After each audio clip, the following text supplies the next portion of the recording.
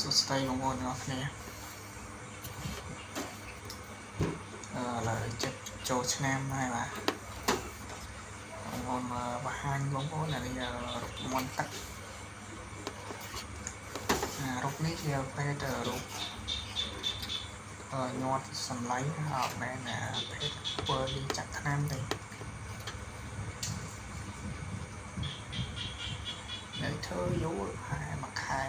ទុកចោលទេ